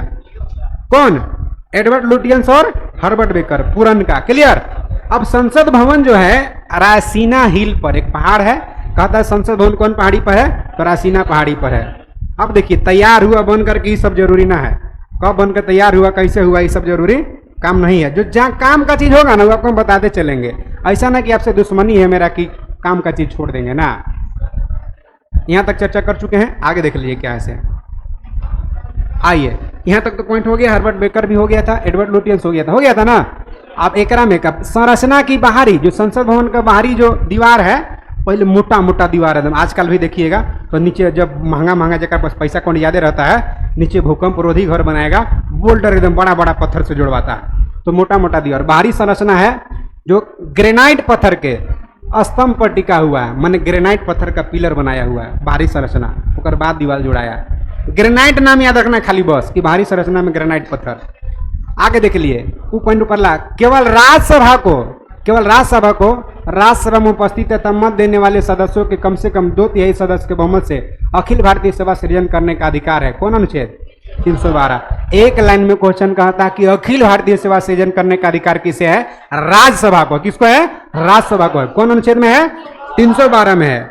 अखिल भारतीय सेवा है क्या, अखंड भारत। सुनो, ये अखंड भारत का सम्राट अशोक बना था, वैसी व्यवस्था जो अखंड भारत पर एक ही प्रकार का हो, एक ही वैरायटी के हो, उसको अखिल भारतीय सेवा कहते हैं। वर्तमान में भारत में 3 गो अखंड भारत सेवा अखिल भारतीय सेवा है, वो है आईएएस, आईपीएस और आईएएस, आईएफएस। एक्स्ट्रा हो गया क्या ना, 3 गो ध्यान रखिए, 3 गो, और इससे एक्स्ट्रा कैसे होगा, कहीं गया नहीं ना है। आईएएस, आईपीएस और आईएफएस, आईएफएस 3 गो अखंड भारतीय सेवा है। Indian administrative service, Indian police service, Indian forest service. Option में देगा निम्नलिखित में से कौन सा अखिल भारतीय सेवा नहीं है, ईमानदारी से बता रहे हैं। ये 3 गो रहेगा, एक ऑप्शन देगा डी भारतीय विदेश सेवा, झूठों के लिखेगा। अब देखिए एफ से यहां कर देगा फॉरेन सर्विस, लेकिन ध्यान रखना वो अखिल भारतीय नहीं हुआ। अखिल भारतीय माने पूरे भारतीय लेवल के, तो विदेश माने भारत हुआ, तो विदेश सेवा, भारतीय विदेश सेवा। आईएफएस में इंडियन फॉरेस्ट सर्विस के जगह पर कर देगा इंडियन फॉरेन सर्विस। तो ई वाला जो व्यवस्था है अखिल भारतीय व्यवस्था माने फॉरेस्ट सर्विस, भारतीय जंगल सर्विस, जंगल सेवा जो है वो है आपका अखिल भारतीय। नहीं कहता है कि फॉरेस्ट डिपार्टमेंट वाला पकड़ के ले गए हैं, नीतीश कुमार के नहीं चलती चलेगा वहां, तो नहीं चलेगा, ये वाला फॉरेस्ट अखिल भारतीय, अखंड भारत है वो। तो अखंड भारत पर जो सेवा सर्विस होता है ना, उसको अखिल भारतीय सेवा कहते हैं। वो 3 गो भी, आईएएस, आईपीएस और IFS, Indian administrative service, Indian police service, Indian forest service. जैसे ही फॉरेन आया, विदेश सेवा आया, वो अखिल भारतीय ना होगा, कारण अखिल भारतीय माने अखंड भारत। जैसे लद्दाख का डीएम हो चाहे बिहार का डीएम, डीएम माने डीएम, चाहे कहीं का आईएएस हो, लद्दाख का आईएएस रहेगा चाहे बिहार का आईएएस, सबको पावर उतना ही कि 56 गो डिपार्टमेंट रहेगा, 56 गो आदमी को उल्टा लटका सकता है, सब कुछ इतना ही, जैसे यहाँ जैसे वहां है। तो अखंड भारत पर एक ही व्यवस्था है, उसको कहते हैं अखिल भारतीय सेवा। अगर इसके अतिरिक्त कोई नया अखिल भारतीय सेवा बनाना हो, इनके अलावा कोई नया अखिल भारतीय सेवा बनाना हो, तो कौन बनाएगा, राज्यसभा। कौन सृजन करेगा, राज्यसभा। और कौन अनुच्छेद 312। क्लियर हो गया, 312। आगे, धन विधेयक में राज्यसभा पुनः स्थापित नहीं किया जा सकता। मैंने कहा धन विधेयक, इहो समझाना पड़ेगा, समझा देंगे। धन विधेयक पुनः स्थापित नहीं किया जाएगा।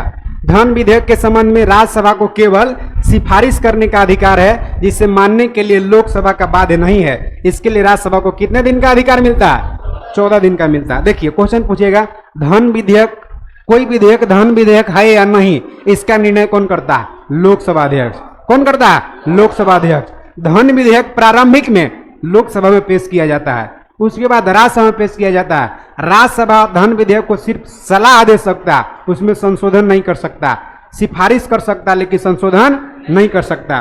कोई विधेयक धन विधेयक है नहीं तय करेगा लोकसभा अध्यक्ष। यहाँ का धन विधेयक राज्यसभा में स्थापित नहीं, पुनः स्थापित नहीं किया जाएगा। एक बार गया, 14 दिन समय बीत गया, अगर नहीं का है राज्यसभा कुछ, तब वो मान लिया जाता कि पारित हो गया, तब वो मान लिया जाता कि पारित हो गया। अब क्वेश्चन एकरा में क्या पूछेगा, कहेगा क्वेश्चन की धन विधेयक परिभाषा कौन अनुच्छेद में है, 110। धन विधेयक परिभाषा 110। धन विधेयक प्रक्रिया कौन अनुच्छेद में, 109। धन विधेयक प्रक्रिया 109 और धन विधेयक परिभाषा 110। अब देखिए वित्त विधेयक 117, वित्त विधेयक 117, वित्त विधेयक, वित्त विधेयक, वित्त विधेयक अनुच्छेद 117 और धन विधेयक अनुच्छेद 112, धन विधेयक प्रक्रिया 109। एगो वार्षिक वित्तीय विवरणों यादें रखिएगा 112 में, यानी वार्षिक वित्तीय विवरण 112, वार्षिक वित्तीय विवरण को बजट कहते हैं। लेकिन ध्यान रखिए भारतीय संविधान में बजट शब्द का कहीं चर्चा नहीं है, बजट शब्द और संघीय शब्द कहीं चर्चा नहीं है, तो बजट शब्द का कहीं चर्चा नहीं है पूछता है। तो बजट का मतलब वार्षिक वित्तीय विवरण, आय व्यय का लेखा जोखा, हिसाब किताब, एक साल में कितना है, कितना व्यय होगा, कहाँ कहाँ होगा, तो लेखा जोखा।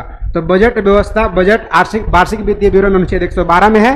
बजट शब्द का चर्चा नहीं है, बजट के स्थान पर लिखा है वार्षिक वित्तीय विवरण 112। अब देखिए यहाँ का धन विधेयक राज्यसभा में पुनः स्थापित नहीं किया जाएगा, यानी धन विधेयक को राज्यसभा में दोबारा, देखिए बाकी सब साधारण विधेयक होता है लोकसभा पारित किया राज्यसभा के पास जाएगा, राज्यसभा 6 महीना समय मिलता है राज्यसभा को, लेकिन धन विधेयक में ऐसा बात नहीं है। मात्र कितना दिन का? 14 दिन का। अब देखिए मैटर क्या है सही, हम कहिए कि धन विधेयक क्या है सर, वित्त विधेयक क्या है सर, आप लोग पूछ नहीं रहे हैं कुछ, लास्ट में आपको आंसर करवाया जाएगा डेली। अच्छा क्या बात है, बढ़िया बात है, सबको आंसर मिलेगा, लास्ट में आपको PDF मिलेगा, उसका आंसर भी मिलेगा, निश्चित रहिए बता के जाएंगे एकदम। कारण के टैगलाइन हम लोग का है कि अगर तुम पहाड़ हो तो हम भी मांझी हैं, जब तक तोड़ेंगे नहीं तब तक छोड़ेंगे नहीं, तो छोड़ना काहे को है। देखिए 110 क्या, मेरा क्लास आइएगा ना तो फुर्सता में एकदम बढ़िया फ्री होकर के माइंड से पढ़िएगा, कारण कि ब्रांड ब्रांड नहीं है, लोग क्रेडिट पर नहीं ना आएंगे, फुर्सत फ्री में समझिए कि जाना है 1 घंटा बिता के आना है, तो मन से एकदम हमारे पास जुड़िएगा। 110 अनुच्छेद धन विधेयक क्या है से बता देते हैं। देखिए धन विधेयक का मतलब वो खाली पैसा आवे वाला, धन धन धन पैसा खाली आवे वाला बात, तो उसको कहते हैं धन विधेयक। जैसे कितना रोड से आएगा, कितना मोदी जी झंडा से मंगाएंगे, मतलब जो भी हो। अभी देखिएगा तो सरकारी कर्मचारी के 50-50 रुपये झंडा के पैसा कट गया है, ये सब आवाज उठाइएगा तो कैसे हो जाएगा। माने 50 रुपये काट के सोचिए 13 लाख रेलवे के कर्मचारी है, अगर 50 रुपये काटा तो 13 पचे 65 कै रुपये हो गया जी, कैलकुलेशन कमजोरे है। 50 रुपया काटा 13 लाख से जोड़ लीजिए, कितना इनकम, 10 रुपया खर्चा पड़ेगा का ना, तो खाली पैसा आवे के बात होगा ना, उसको कहते हैं धन विधेयक। क्या कहते हैं कि कहाँ से कितना आएगा, कौन सेक्टर से कितना पैसा आएगा, सड़क से कितना आएगा, वायु परिवहन से कितना आएगा, सरकार का इनकम, रेलवे से कितना घाटा हो रहा, कितना नापा, तो पैसा आवे के जो बात होगा ना उसको कहते हैं धन विधेयक। अब वित्त विधेयक में आवे वाला बात भी है, जावे वाला बात भी, आता भी है जाता भी है, उसको वित्त विधेयक। पैसा कहाँ से कितना आएगा और कौन क्षेत्र में कितना जाएगा, आने का भी बात हो जाने का भी बात हो, उसको क्या कहते हैं वित्त विधेयक। और खाली आने के बात हो धन विधेयक। इसका मतलब कि आने वाला भी और जाने वाला भी दोनों हो गया तो वित्त विधेयक, और खाली आने वाला तो। अब बताइए सभी वित्त विधेयक धन विधेयक होगा ना होगा, कहा से कि वित्त विधेयक में आवे वाला भी है और जावे वाला भी है। अब देखिए धन विधेयक में खाली आवे वाला, तो क्या सभी धन विधेयक वित्त विधेयक होगा? होगा, सभी धन विधेयक वित्त विधेयक होगा, कारण कि जाए वाला बतिया आवे वाला बतिया दोनों वित्त विधेयक में है। तो आवे वाला जो है वो धन में है, तो आवे वाला धन विधेयक, यानी सभी धन विधेयक वित्त विधेयक होता है, लेकिन सभी वित्त विधेयक धन विधेयक, खाली आवे वाला वित्त विधेयक धन विधेयक होगा, जाए वाला वित्त विधेयक धन विधेयक। अब धन विधेयक में खाली एक है आवे वाला, तो आवे वाला धन विधेयक सभी। क्लियर, यानी सभी धन विधेयक वित्त विधेयक होता है। पॉइंट हो गया है क्लियर, आगे देख लिए। सेट लगा दीजिए चिंटू जी जरा यहाँ। हाँ बोलिए, धन विधेयक क्या जमा? अच्छा थोड़ा सा चर्चा कर लेते, इतना बच रहा है क्या? धन विधेयक प्रक्रिया 109 में है, धन विधेयक का परिभाषा 110 में है। अच्छा जमा क्या होता है? पैसा जितना राजस्व जैसे ज्यादा है ना, सब भारत के संचय निधि में जमा होता है। संचय निधि एगो है, ओकरा में नियंत्रक महालेखा परीक्षक देख रेख करते हैं, पैसा कौड़ी के जमा होता है, खर्चा वहीं से होता है सब, जहां जहां खर्चा करना होगा। सैलरी मिलता है, बिल्कुल मिलता है, राष्ट्रपति उसका नियुक्त करता है जी, सैलरी सब मिलता है। विशेष चर्चा करना होगा तो बताएंगे। यदि इस समय में विधेयक वापस नहीं हो जाता, माने 14 दिन के भीतर, उन्हें हम लोग आ गए, यदि 14 दिन के भीतर विधेयक वापस नहीं होता है लोकसभा के पास, जैसी राज्यसभा के पास धन विधेयक किया 14 दिन के भीतर वापस नहीं किया, तो मान लिया जाता है कि पारित हो जाता है। राज्यसभा धन विधेयक को न तो अस्वीकार कर सकता है और न ही उसमें कोई संशोधन कर सकती है, सिर्फ सलाह दे सकती है, माने चाहे नहीं माने राज्यसभा, लोकसभा पर डिपेंड करता है। राष्ट्रपति वर्ष में कम से कम 2 बार राज्यसभा का अधिवेशन बुलाएगा, माने 2 अधिवेशन के बीच अधिकतम अंतराल कितना होना चाहिए राज्यसभा का? 6 माह। 6 माह से ज्यादा का अंतर, कारण 1 साल में 2 बार बुलाएगा कम से कम, तो 6 महीने ज्यादा का अंतर नहीं चाहिए। सामान्यतः संसद का 1 वर्ष में 3 गो सत्र, MBS, मानसून सत्र, बजट सत्र, शीतकालीन सत्र। मानसून बजट शीतकालीन, मानसून बजट शीतकालीन, MBS। MDS ना कर दीजिएगा, MDS मसाला बुढ़वा वाला हो। MBS मानसून सत्र, बजट सत्र और शीतकालीन सत्र। तो सामान्यतः 1 वर्ष में 3 सत्र होता है संसद का। कितना? संसद का 3 सत्र होता है, जेकरा में सब भाग लेता है। लेकिन राज्यसभा का कम से कम 1 वर्ष में कितनी बार? 2 बार बुलाना, यानी 2 बैठक के बीच अधिकतम अंतराल 6 माह। देखिए, आवाज वगैरह नहीं पता चल रहा तो 2-3 दिन लगातार सुनते रहिएगा। इसको एडमिशन लिए हैं, सुनते रहिएगा, धीरे धीरे पता चलने लगेगा।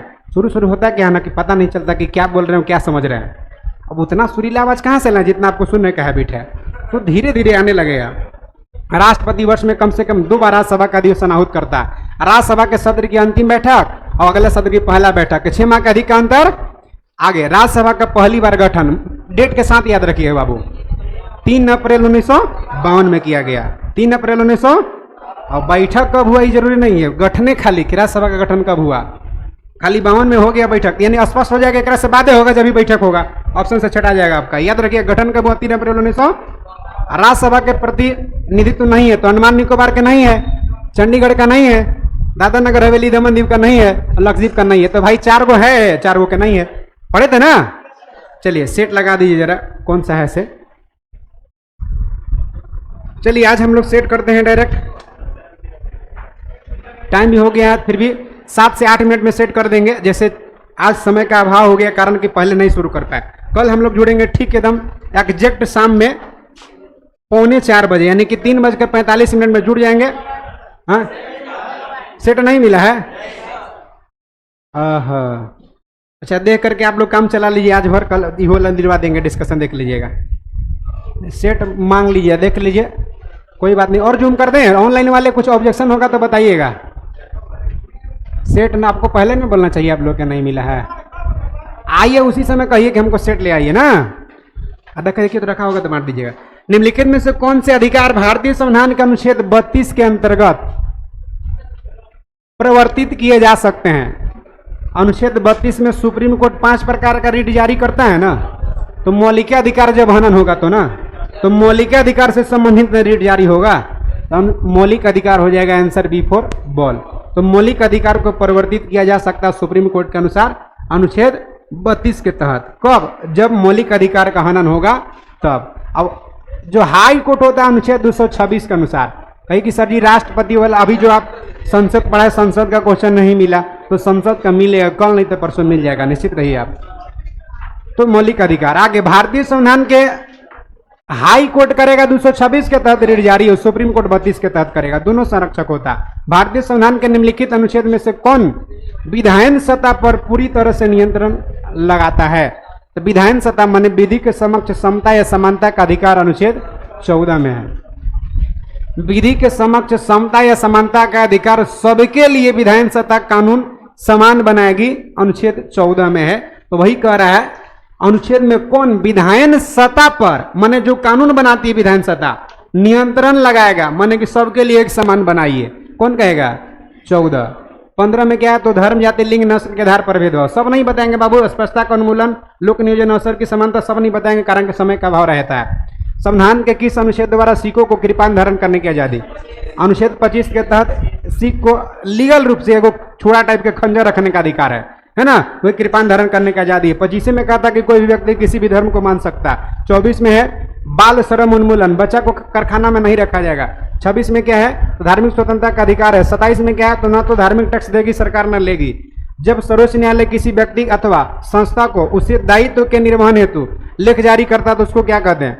ये सब पढ़ा हुआ मैटर है, कारण जो ऑनलाइन वालों को पढ़ा हुआ नहीं है, कल से आप लोग के पढ़ा हुआ मैटर मिलेगा, कारण कि आज पढ़ावे किए हैं, आज पढ़ावे किए हैं। तो जब सर्वोच्च न्यायालय किसी व्यक्ति अथवा संस्था को उसे दायित्व के निर्वहन हेतु लेख जारी करता है, माने सीधा सीधा कहिए ना कि जब कोई पदाधिकारी अपना फर्ज ड्यूटी ठीक से नहीं निभाता है तो अपना फर्ज ठीक से निभाए, इसके लिए जो रीट जारी होगा उस रीट को कहते हैं परमादेश। क्या कहते हैं?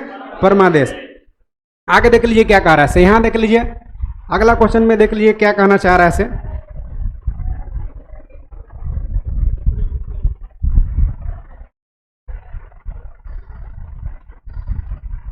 चलिए वहां तक हो गया है। 5 नंबर को देखिए क्वेश्चन में क्या कहता है से, कर एक ऐसी रीट जो न्यायपालिका द्वारा जारी की जाती है, तो जाहिर सी बात है न्यायपालिका ही रीट जारी करते, चाहे सुप्रीम कोर्ट करे चाहे हाई कोर्ट करे, जिसमें कार्यपालिका से कहा जाता है। कार्यपालिका में क्या आ जाएंगे बाबू, तो हम लोग कार्यपालिका विधायिका न्यायपालिका पढ़ेंगे। कार्यपालिका में आ जाएंगे जैसे आपको आ जाएंगे पुलिस प्रशासन सब, मंत्रिमंडल आ जाएंगे, राष्ट्रपति उपराष्ट्रपति सब आ जाएंगे। तो कह रहा कि कार्यपालिका को से कहा जाता है कि वह ऐसा काम करे जो शक्तियों के अंतर्गत करना चाहिए था, रीट को कहा जाता है। मैंने सीधा सीधा कहिए, जब कोई पदाधिकारी या संस्था ऐसा काम करने लगता है जो उसके लिए लीगल नहीं है, अधिकार से बाहर काम करने लगता है, तो जो रीट जारी किया जाएगा उसको कहते हैं अधिकार परीक्षा रेट। जैसे मान के चलिए दरोगा को काम है कि किसी को अरेस्ट कर लेना, भाई बंदी बनाना, मजिस्ट्रेट के सामने लाना ताकि न्यायालय विचार कर सके। और देखा कि कोई मोबाइल चुरा के बाहर डायरेक्ट मार दिया गोली, अधिकार है नहीं, तो पकड़ा जाएगा, धरा जाएगा। कहेगा जब तक आप संतोषजनक उत्तर नहीं दीजिएगा तब तक आप निलंबित रहेंगे, सस्पेंड रहेंगे। तो उसको क्या कहते हैं, मेमेंडमस कहेंगे। इसको आंसर क्या हो जाएगा, अधिकार परीक्षा का यही ना होगा, मेमेंडमस हो जाएगा। ठीक है, यानी बी फॉर बॉल। इसको क्या कहते हैं बाबू, तो हम लोग कहते हैं पोस्टमार्टम रीट भी कहते हैं। बाकी सब प्रतिषेध लेख है। प्रतिषेध लेख क्या, जब न्यायालय अपना अधिकार से बाहर काम करने लगता है तो न्यायालय को कहता है कि आप ठीक से काम, माने जो आप कर रहे हैं वो आपके हिसाब से नहीं। देखिए यहाँ न्यायपालिका न्यायपालिका को कहेगा कि आप जो काम कर रहे हैं आपका नहीं है, वो ट्रांसफर करिए। जैसे दो राज्य के बीच का विवाद है और हाई कोर्ट निपटारा करने लगा, तो विवाद निपटारा करने का अधिकार सुप्रीम कोर्ट का है, तो सुप्रीम कोर्ट रीट जारी करेगा। प्रोविजन इसको कहते हैं प्रतिषेध ले कि आपका विषय नहीं है, हमारे पास भेजिए, है ना। आगे आ जाइए, बाकी सब चर्चा करेंगे। निम्नलिखित में से किसके मामले उच्च न्यायालय और उच्चतम न्यायालय दोनों के अधिकारिता में आते हैं, माने उच्चतम न्यायालय और उच्च न्यायालय दोनों के अधिकारिता में आते हैं। वो कह रहा निम्नलिखित में से किसके मामले में उच्च न्यायालय और उच्चतम न्यायालय दोनों के, तो बताइए बताइए दोनों के कह रहा कि कौन से मामले में उच्च न्यायालय को भी और उच्चतम न्यायालय दोनों को, तो मूल अधिकार के संरक्षण के लिए ना। अरे भाई मौलिक अधिकार के संरक्षण के लिए ना उच्चतम न्यायालय 32 के तहत रीट जारी कर रहा है, और हाई कोर्ट मौलिक अधिकार के संरक्षण के लिए रीट जारी कर रहा है 226 के तहत, हाई कोर्ट 226 के तहत, सुप्रीम कोर्ट 32 के तहत, तो मूल अधिकार से रिलेटेड ना, तो मूल अधिकार के संरक्षण के लिए आंसर क्या हो जाएगा, सी फॉर कैट। कारण इनमें से कौन सी याचिका अधीनस्थ न्यायालय की कार्यपद्धति का परीक्षा करती है, मैंने सीधे सीधे कहिए ना कि कौन सा याचिका, मैंने रीट क्या है, कह रहा है क्या से, क्वेश्चन देखिए 7 नंबर, बढ़िया से पढ़िए, समझ में आ जाएगा आपको क्या कह रहा है से। कह रहा 7 नंबर कि निम्न में से कौन सी याचिका, माने ऑप्शन में याचिका दिया रहेगा, रीट जारी दिया रहेगा, कह रहा अधीनस्थ न्यायालय की कार्यपद्धति का परीक्षा करता। जब कोई न्यायालय ठीक से काम नहीं करे, जैसे मान के चलिए सिविल कोर्ट में केस चल रहा है, और सिविल कोर्ट में केस चल रहा है और आप और एक और व्यक्ति दोनों लड़ गए हैं, दोनों का केस चल रहा है सिविल कोर्ट में। आप जैसी कोर्ट में जा रहे हैं रोज रोज तारीख पर तारीख दे रहा है, कारण कि अगला जिस पर केस किया उसका साड़ू है, वो जब भी जा रहे हैं बार बार तारीख पर तारीख विलंब कर दिया, एकदम पेंडिंग में डाल के रखा है, कुछ समझ ही नहीं रहा। तो कह रहा कि निम्न कौन सी याचिका अधीनस्थ न्यायालयों की कार्यपद्धति का परीक्षा करता, कि आप जो काम कर रहे हैं, जो लंबित मुकदमा है उसको त्वरित कार्रवाई के लिए हमारे पास भेजिए, उसको कहते हैं उत्प्रेषण रीट। क्या कहते हैं, उत्प्रेषण रीट कहते हैं। तो ऊपर होगा दिया हुआ, देखिए उत्प्रेषण रीट दिवल है, उत्प्रेषण सी हो जाएगा, कोई दिक्कत है। अधिकार परीक्षा क्या है समझिएगा, अधिकार परीक्षा 5 ना रीट है, 4 महीने देवे किया समझाइए दे, रुकिए रोज रोज रोज रोज झंझटे रहेगा, खत्म हो जाएगा। अधिकार परीक्षा जब कोई पदाधिकारी वैसा काम करेगा जो उसके लिए अधिकृत नहीं है, जैसे गोली मार दिया तो कहे कौन अधिकार से आप काम किए हैं, उसको कहते हैं अधिकार परीक्षा रीट। क्लियर, संतोषजनक उत्तर देगा, रिज्वाइनिंग करेगा, न तो निलंबित सस्पेंड रहेगा। क्लियर। परमादेश क्या है, जब कोई पदाधिकारी अपना कर्तव्य भूल जाता है, फर्ज ठीक से निर्वहन नहीं करता, पदाधिकारी या कार्यालय, तो याद दिलाया जाए कि आपका क्या कर्तव्य है, आप निर्वहन करिए, ड्यूटी को अच्छा से करिए, तो उसके लिए परमादेश जारी किया जाता है। 2 हो गया। उत्प्रेषण रीट अभी समझा चुके हैं कि अगर कोई न्यायालय माने अधीनस्थ न्यायालय अंडर में जो है, सुप्रीम कोर्ट के अधीन हाई कोर्ट के अधीन सिविल कोर्ट, अधीनस्थ न्यायालय कोई विषय को पेंडिंग में डाल दिया, ठीक से कार्रवाई नहीं कर रहा है, मतलब कि बार बार तारीख डाल रहा है, माने सुनवाई नहीं कर पा रहा, तो जब अगर सिविल कोर्ट में आपको न्याय नहीं मिलेगा तो हाई कोर्ट में जाइएगा ना, हाई कोर्ट में नहीं मिले सुप्रीम कोर्ट जाइएगा ना, तो हाई कोर्ट में जाए तो हाई कोर्ट जारी करेगा, कहे कि आपके यहाँ जो लंबित मुकदमा है त्वरित कार्रवाई के लिए स्थानांतरित करें हमारे यहाँ, तो उसको कहते हैं उत्प्रेषण, कैटालिस्ट, एकदम तुरंत फटाक से काम होगा। बंदी प्रत्यक्षीकरण, जब कोई पदाधिकारी किसी ऐसे व्यक्ति को बंदी बना लिया जो बंदी बनाने लायक नहीं था उसको न्यायालय में 24 घंटे के अंदर नहीं पेश किया तो फिर रीट जारी होगा। उसी रीट का नाम क्या है? बंदी प्रदर्शीकरण। इसी रीट को व्यक्तिगत रीट कहते हैं। क्या कहते हैं? व्यक्तिगत रीट कहते हैं। 4 भी हो ही गया। एगो कौन? प्रतिषेध लेख। अगर कोई न्यायालय वैसा काम करे जो उसके अधिकार नहीं है, जैसे बताइए दिए कि 2 या 2 से अधिक राज्य का विवाद निपटारा करने लगा हाई कोर्ट, जो कि है सुप्रीम कोर्ट का मैटर, वैसा काम करने लगे उसके लिए अधिकृत नहीं है न्यायालय, तो न्यायालय को प्रतिबंध लगाया जाएगा। कौन रीट से? प्रतिषेध लिख से, प्रोहिबिशन से। क्लियर? आइए आगे कि आप मत करिए, आपका विषय नहीं हमारा है। करे कुछ न्यायालय अधिकार प्राप्त न्यायालय द्वारा उत्प्रेषण रीट जारी किया जाता है। उत्प्रेषण कब जारी किया जाएगा? समझा चुके ना। करे एक अधीनस्थ न्यायालय को कि वह पुनरीक्षण रिव्यू हेतु मामले की विशेष कार्रवाई का अभिलेख उन्हें हस्तांतरित कर दी। तो बतिया है उत्प्रेषण। आइए आगे। निम्न से कौन एक रीट न्यायालय में कार्रवाई लंबित होने की दशा में पेंडिंग में हो गया, उत्प्रेषण हो जाएगा? अरे भाई न्यायालय में पेंडिंग में कर दिया, सुनवाई नहीं कर रहा ना, हो जाएगा? आइए आगे, जल्दी जल्दी कर दें ना ज्यादा। अच्छा हाँ ठीक है कह रहे हैं, धीरे धीरे सीख लेंगे, बहुत ही कुछ नहीं अभी आता है जी। यहाँ तक कहाँ तक था क्वेश्चन? देखिए यहाँ क्या नंबर हो गया है? 9 नंबर हो गया है ना, तो 10 नंबर में आ जाइए। 9 नंबर हो गया है, 10 नंबर में आइए। 10 में देखिए क्या कह रहा है। भारतीय संविधान में अस्पष्टता का उन्मूलन, छुआछूत का उन्मूलन कौन अनुच्छेद में है? अनुच्छेद 17 में है। अगर पहले होता था कि किसी कोई टच कर देता था ना, अगर जो व्यक्ति छू दिया ओकर हाथ काट दिया जाता था, और जेकरा में छुआ ओकरा दूध से स्नान कराया जाता, पंचामृत स्नान कराया जाता था, गला में घंटी बांध के चला जाता था कि जने जा रहा कम से कम टन टन बजते रहे कि अगला आदमी साइड हो जाए। अगर वेद पुराण पढ़े का अनुमति नहीं पढ़ दिया तो जीभ काट लिया जाता था शुरुआत में। अगर सुनना नहीं अब सुन लिए तो कान में शीशा पिघला कर डाल दिया जाता था। इतना खतरनाक। तो वही कह रहा है कौन अनुच्छेद में अस्पष्टता छुआछूत काम किया गया? 17। माने छूने का अधिकार। ऐसा नहीं इसका मतलब रोड पर चलते किसी को छू देंगे, कि हम तो अधिकार है छूने का, फिर वहाँ स्वागतम हो जाएगा आपका। 15 में क्या? धर्म जाति लिंग नस्ल के आधार पर भेदभाव निषेध है आपका। कहीं भी भेदभाव नहीं होगा। धार्मिक स्थल पर जाइए, पहले दूसरा घंटी होता था शूद्र को बजाने के लिए, अब बड़का बड़का लोग के लिए अलग घंटी होता था। मैंने पहले बहुत वैरायटी था। लोक नियोजन में अवसर की समानता है। कोई भी वैकेंसी निकलेगा, आरक्षण छोड़ दिया है SC ST OBC स्वर्ण आरक्षण, तो बाकी सबके लिए नियोजन में अवसर की समानता, सबके लिए वैकेंसी निकलेगा, सबको भरेगा, सबको एग्जाम प्रोसेस, सबको सब प्रोसेस से गुजरना होगा। उपाधि का अंत है अनुच्छेद 18 में। बंधुआ मजदूर उन्मूलन कब अधिनियम कर रहा? 1976। बंधुआ मजदूर आज जानते हैं ना कौन अनुच्छेद में है? 23 में। मतलब यह हुआ कि बंधुआ मजदूर पहले दास प्रथा के लोग में था। दास था ना, पहले गुलाम रहता था लोग के, कि जब तक जो कहेगा मालिक वो काम करना ही पड़ेगा आपको, नहीं करिएगा तो आपको मरबो करता। कटप्पा दासे ना है, कटप्पा दास है शिवगामी देवी के, तबे ना कहता कि जाओ बाहुबली के रक्त लेते आओ। तो कटप्पा दास है, शक्तिशाली है, फिर भी क्यों नहीं? कारण कि दास है। देखते हैं कहता कि इतने बड़े प्रतिमा को खड़ा करने के लिए 100-200 के बलि देना पड़े तो कोई बात नहीं, भलाल देव पूरा मारता है, कारण कि सब दास है, गुलाम है। तो दास प्रथा उन्मूलन कर दिया गया। बंधुआ मजदूर उन्मूलन, दास प्रथा उन्मूलन। अगर अधिनियम कहेगा ना तो 1833 कहिएगा। 1833 का अधिनियम उन्मूलन कब हुआ था? 1843 में हुआ था। 1843 में उन्मूलन हुआ था ना। 33 अधिनियम था, 43 में एलन बरो के समय उन्मूलन हुआ था। किसके समय में? एलन बरो। एक और फिर एक्ट लाया गया कब? 1976, 42वां संशोधन 1976 है ना। ये सब याद रखिएगा। ये था विलियम बेंटिक है, बेंटिक है ना, बेंटिक के समय आया था। ये सब याद रखने की बात है। अनुच्छेद की बात कर दे तो 23 है, ये क्लियर है आपका। भारतीय संविधान में कौन निहित है कि निम्न से कौन सा समानता मौलिक अधिकार में सम्मिलित नहीं है? अरे भाई मौलिक अधिकार में कौन? तो कानून के समक्ष समता सबके पास है 14 में। सामाजिक समानता सबको है, अवसर की समानता सबके है। क्या आर्थिक समानता है?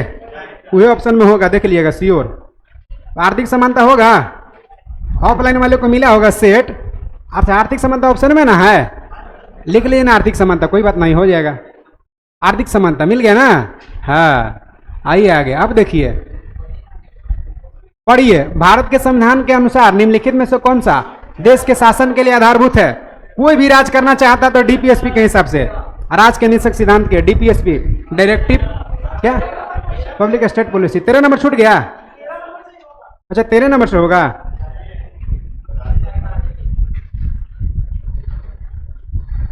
चलिए 13 नंबर देख लीजिए। कह रहा कि भारतीय संविधान का कौन सा अनुच्छेद व्यक्ति के विदेश यात्रा के अधिकार को संरक्षण देता है? आप विदेश भी जा सकते, यात्रा कर सकते। अनुच्छेद 21 है, विदेश जाइए, मनपसंद से ब्याह करिए, सब एकरे में है। मनपसंद से विवाह करने का अधिकार कौन अनुच्छेद में है? 21 में। कोई भी जाति किसी भी जाति से विवाह कर, सब 21 में है। निजता का अधिकार है आपका, व्यक्तिगत स्वतंत्रता का अधिकार है, प्राणदायिक स्वतंत्रता का अधिकार है, 6 से 14 वर्ष के बच्चों को निःशुल्क शिक्षा का अधिकार है। सबके क्रम है 21, बड़ी लंबा ले गया 21 को। 19 में सब आपका आजादी है, प्रेस की, अभिव्यक्ति का, आने जाने का, बसने का, घर बनाने का, उकरे में सब व्यापार करने का, है ना। आगे एकरा में विधि के समक्ष समता समानता है। जब आएगा तो आप लोग भी पढ़िएगा। ऑनलाइन वाले आज सेट आप लोग को जो मिला होगा ना, सेट जैसे आज ये आप नहीं पढ़े हैं, कोई बात नहीं, कल से जो मिलेगा पढ़ा हुआ मिलेगा, संसद से मिलेगा पढ़ा हुआ। आइए आगे। भारतीय संविधान के अनुच्छेद 13, जाहिर सी बात है आप जानते हैं कि 12 से लेकर 35 तक कहाँ है, 12 से 35 तक क्या है, मौलिक अधिकार है। तो 13 का मुख्य उद्देश्य क्या होता, तो मौलिक अधिकार ना, बी फॉर बॉल हो जाएगा, कोई दिक्कत। चलिए आगे आ जाइए। संविधान के अंतर्गत कहा कि मूल अधिकार का संरक्षण कौन करता है, कौन करता है भाई, अरे दोनों ना, सर्वोच्च न्यायालय उच्च न्यायालय दोनों, ऑप्शन में नहीं एक को दिया था, एक को होगा, दोनों करता है। सुप्रीम कोर्ट 32 के तहत, हाई कोर्ट 226 के तहत, अगर दोनों रहता तो दोनों करते, नहीं है तो एक सही है का, कोई दिक्कत है का, दिक्कत है। जब दिक्कत नहीं तो आगे बढ़िए, आगे देख लीजिए क्या है, दिक्कत नहीं होना चाहिए, बाकी बढ़िए सकते हैं, कोई दिक्कत। निम्नलिखित में से कौन सा एक सही न है, सही है बताइए तो कौन सही है। एक बार भारतीय संविधान में मूल अधिकार का शामिल करने के लिए नेहरू रिपोर्ट 1928, ये तो सही बात है। मन नेहरू रिपोर्ट ये कहते कि मूल अधिकार, देखिए यहाँ मूल अधिकार लाने के लिए नेहरू रिपोर्ट को लिया गया आधार 1 नंबर होगा। अब देखिए 1931 ईस्वी में पहली बार, 1931 में पहली बार कहाँ अधिवेशन, कांग्रेस के कराची अधिवेशन। कराची अधिवेशन में कौन अध्यक्षता किया था, पटेल साहब, सरदार वल्लभ भाई पटेल, उन्हीं की अध्यक्षता में पहली बार मौलिक अधिकार का प्रस्ताव पारित किया गया था। अब बेसमेंट क्या रखा था, आधार क्या था, तो भारतीय संविधान में जो अधिकार रिपोर्ट जो रखा था नेहरू रिपोर्ट। नेहरू रिपोर्ट कब, 1928। नेहरू रिपोर्ट को न कहा था अंग्रेज लोग कहा था खाली तुम लोग बहिष्कार करता जी साइमन कमीशन के, एगो बना के दिखाओ तो तनी कानून जान जाएंगे, मान लेंगे कि सबके समर्थन से बना देगा। नेहरू जी बना दिए थे, वही नेहरू रिपोर्ट कहलाया, है ना। ध्यान रखिए, बना दिए तो मोतीलाल नेहरू बनाया, तो इसीलिए नेहरू रिपोर्ट कहलाया है। लेकिन फिर भी जी ने इसका समर्थन नहीं किया था। पढ़िएगा, सब इतिहास में वो मैटर है, ऐसा ना है एक एक चीज पढ़िएगा, जब पैसा दिए तो वसूल करिए, ऐसा बात ना है। चलिए क्या नंबर क्वेश्चन में है, 17। कारण इनमें कौन सा देश के शासन के लिए आधारभूत है, बताइए तो कौन शासन के लिए आधारभूत है, डीपीएसपी। राजनीति शब्द में क्या है भाई, क्या है इसे, डीपीएसपी है क्या, तो जानते हैं भारतीय संविधान के भाग 4 में है, अनुच्छेद 36 से लेकर के 51 तक है। तो कहां से लिया गया है, आयरलैंड से लिया गया है ना, आयरलैंड से लिया गया। एकरा में क्या, तो लोक कल्याणकारी काम करना है। तो कोई भी राजा हो, मंत्री हो, विधायक हो, लोग के कल्याण को जोड़ देता है, तो उसी को आधार मान के शासन करता। कौन सा एक मानव अधिकार भारतीय संविधान के अंतर्गत मौलिक अधिकार भी है। देखिए मौलिक अधिकार पढ़े आप कौन कौन, 6, आप जानते हैं कि वर्तमान में 6 को मौलिक अधिकार है। अब झूठों के फंसाने के लिए कुछ कुछ देते रहे, लेकिन जानते हैं कि 11 को वर्तमान में कर्तव्य है और 6 को अधिकार है। तो देखिए सूचना का अधिकार तो वैधानिक अधिकार नहीं, अब कानूनी अधिकार ना हो गया, इना है। काम का पाने का अधिकार नहीं, आपको डीपीएसपी में मिलेगा। आपको शिक्षा का अधिकार ना, पढ़े ना, शिक्षा का अधिकार कहां से कहां अनुच्छेद है, शिक्षा का अधिकार कहां, 14 से 18 ना जी, 14 से 18। आइए आगे, कहें का मतलब देखिए 14 से 18 समता समानता का अधिकार एक हो गया, और 18 से लेके 19, 18 से 19 क्या हो जाएगा, 19 में प्रेस की आजादी, 18 में क्या है उपाधिकान, अब 20-21 में क्या, यानी कि अल्पसंख्यक शिक्षा से संबंधित अधिकार है अनुच्छेद 29। तो मौलिक अधिकार नहीं आखिर, फिर भी 14 से 18 समता का अधिकार, ठीक, 14 से 18 क्या, समता समानता का अधिकार। और 19 से लेके कहां तक, 19 में प्रेस की आजादी, 19 में स्वतंत्रता, 19 से लेके कब तक, 19 से 22 तक, 19 से 22 तक क्या है, स्वतंत्रता का अधिकार, 19 से 22 तक स्वतंत्रता का अधिकार है, 19 से 22 तक ना। और देखिए 23 से 24 तक क्या है, शोषण के विरुद्ध अधिकार, स्वतंत्र के विरुद्ध अधिकार। 25 से 28 तक क्या है, धार्मिक स्वतंत्रता का अधिकार। अब 28 से 29 से 30 तक क्या है, शिक्षा से संबंधित अधिकार, मदरसा उदरसा सब क्लियर हो गया। चलिए आगे, गणतंत्र दिवस की अवधारणा संबंधित निम्नलिखित में से कौन सा एक सही नहीं है, बताइए। गणतंत्रीय अवधारणा से संबंधित क्वेश्चन पढ़ लीजिए अपना इसे, कारण कौन एक सही नहीं है। गणतंत्रीय अवधारणा क्या है, जहां जनता के शासन में भाई लोगों को सरकार होकर चुनने का मौका मिले। एक में कह रहा कि एक राज्य जिसमें जनता सर्वोच्च हो, तो कह रहा नहीं है ना, तो ये तो होना चाहिए, जनता सर्वोच्च हो तबे ना गणतंत्र है भाई। सर्वोच्च शक्ति निर्वाचन प्रधान में नहीं, तो जो निर्वाचित करते ओकरे में सर्व शक्ति का राजा समान। राजा में सब शक्ति दे दीजिए तो जनता के शासन हो जाएगा, राजा में सब पावर दे दीजिएगा तो गणतंत्र होगा कभी तो राजतंत्र हो जाएगा। जैसे श्रीलंका का राजा रावण था तो राजतंत्र हो जाएगा, गड़बड़ा जाएगा ना माहौल। आगे अगला क्वेश्चन हम लोग का 20 नंबर है ना। देखिए ऑनलाइन वाले आज आपको क्वेश्चन टफ लग रहा होगा, नहीं बन रहा होगा, इसका दोषी हम नहीं है, इसका दोषी आप हैं कि आप मेरे से पहले नहीं जुड़े हैं। कोई बात नहीं, आप जो पढ़ा देंगे वो कल मिलेगा, कल से पढ़ा हुआ मिलेगा। कर प्रत्यक्ष बंदीकरण माने सीधे सीधे कोई बंदी किसी को व्यक्ति को आप बना सकते हैं। बंदीकरण अधिनियम के अंतर्गत एक व्यक्ति को बिना मुकदमा चलाए कितना दिन तक बंद कर सकते हैं? 3 माह से ज्यादा आप बिना मुकदमा का नहीं रख सकते। 3 महीना तक पूछताछ के लिए आप रख सकते हैं। 3 महीने से ज्यादा के लिए किसी बोर्ड का प्रतिवेदन चाहिए। अगर आपको ठीक ठाक लग रहा होगा तो कंटिन्यू पढ़िएगा, नहीं लग रहा होगा तो क्या करिएगा, कंटिन्यू पढ़ते रहना आपको, ठीक है। 1 बार 2 बार 3 बार 4 बार प्रैक्टिस करते रहिएगा, समझ में आएगा। नहीं हो अच्छा लग रहा होगा तब वो फिर पैसा दे दिए, पढ़ते रहिएगा, 1 बार 2 बार 3 बार ऑटोमेटिक आने लगेगा। और जितना खाली आपका कहने का मैं चाय पीने का तो खर्च नहीं दिए हैं, ऐसा नहीं कि बहुत ज्यादा दे दिए। तो आप श्योर रहिए, आपको पढ़ना है, आज नहीं आएगा कल आएगा, परसों आएगा, तरसों आएगा, आएबे करेगा, पढ़ते रहना कंटिन्यू। रखा जाए इतना ही, बहुत बहुत धन्यवाद, थैंक यू सो मच। और समय से जुड़ना है ना, ठीक 3:45 बजे, 3:45